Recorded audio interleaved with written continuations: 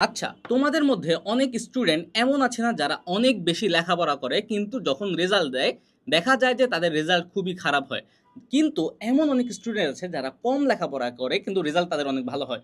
এটার মেইন কারণ কি? আজকের এই ভিডিওতে আমরা তোমাদের সাথে আলোচনা করব যে কেন তুমি অনেক লেখাপড়া করেও ভালো ফলাফল পাচ্ছ না, কিন্তু কিভাবে অল্প লেখাপড়া করেও ভালো একটা ফলাফল পাওয়া যায়।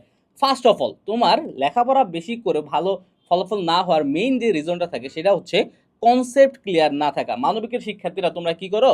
কনসেপ্ট ক্লিয়ার করো না, কিন্তু পড়ালেখা মুখস্থ করে যাও। একদম যাদের মুখস্থ বিদ্যা ভালো, তোমরা মনে করো যে মুখস্থ করলেই হয়তো তুমি পরীক্ষার হলে অনেক ভালো একটা ফলাফল করতে পারবা।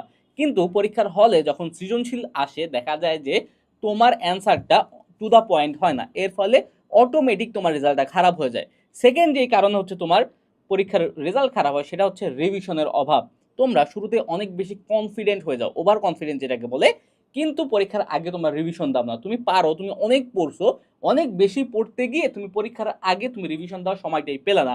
কিন্তু মনে রাখবো ভাইয়া, মানবিকের শিক্ষার্থীদের সব সময় পরীক্ষার আগে একবার রিভিশন দেওয়া লাগবে।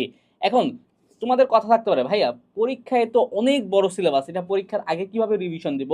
এটা সিম্পল দুইটা সমাধান আছে। একটা হচ্ছে নোট, তুমি যদি নোট মেনটেন করো যখন লেখাপড়া করো। আর দুই নাম্বারটা হচ্ছে দাগানো বই পড়া। এখন নোট মেনটেন করলে ভালো, যাদের কাছে একদমই সময় নাই, এইচএসসি 26 তোমরা সিম্পলি তোমাদের দাগানো বইগুলো পড়ে যাবা। এখন যারা বই দাগানো নাই তোমরা কি করবা? তোমরা আমাদের কোর্সে যে দাগানো বইগুলো আছে না, সেইগুলো পড়ে যাবা। তোমার এখানে বাংলা, ইংলিশ, আইসিটি সহ মানবিকের সকল বিষয়ের দাগানো বই দেওয়া আছে। জাস্ট দাগানো বইগুলো পড়লেই তোমার হয়ে যাচ্ছে তোমার পরীক্ষার প্রস্তুতি, রিভিশনও হয়ে যাচ্ছে। আর শেষে তোমরা কি করো? তোমার রাইটিং প্র্যাকটিস করো না ভাইয়া। রাইটিং প্র্যাকটিস না করলে কি হবে? তুমি পড়লা কিন্তু তুমি লিখতে পারলা না। এখন পরীক্ষার হলে তো তোমাকে পড়া জিজ্ঞেস করবে না যে তুমি মুখে বলে যাবা। তুমি যা পড়ছো এটা কিন্তু লিখে লিখে তোমার প্রকাশ করতে হবে পরীক্ষার খাতায়। এখন অনেক স্টুডেন্ট আছে ভালো পারে কিন্তু তারা লিখতে পারে না, তারা সৃজনশীল লেখার নিয়মই জানে না, তারা কিভাবে অ্যান্সার করা লাগে প্রপারলি সেটাও জানে না। হাতের লেখা কাটা ছেঁড়া, কিন্তু তোমরা কিন্তু খারাপ করবা পরীক্ষার হলে। এটা একটা ডিসক্লেইমার। এখন থেকে হাতের লেখা সুন্দর করার চেষ্টা করো। এখন যার হাতের লেখা খারাপ সে কি করবা? তুমি হাতের লেখা পরিষ্কার করার চেষ্টা করবে যাতে লেখার মধ্যে কোনো কাটা ছেঁড়া না যায়। পরীক্ষার ক নাম্বার প্রশ্ন আর খ নাম্বার প্রশ্ন সবসময় ভালো করবা। আর 3 নাম্বার কৌশলকে বেশি করে পরীক্ষা দাও। পরীক্ষার আগে ভাই রিয়েল টাইম এক্সাম দেওয়া লাগবে। রিয়েল টাইম এক্সামগুলো তুমি তোমার মডেল টেস্ট থেকে দিতে পারো। এখানে তোমার একটা সামনে একটা টাইমার লাগবে, কারণ কি পরীক্ষার হলে তোমার সৃজনশীল লেখার জন্য একটা নির্দিষ্ট সময় থাকে, 20 থেকে 21 মিনিট সর্বোচ্চ তোমরা একটা সৃজনশীল লেখার জন্য পেয়ে থাকো, আর একটা এমসিকিউর জন্য 1 মিনিট। এই সময়টা ধরে তুমি পরীক্ষাগুলো দিবা।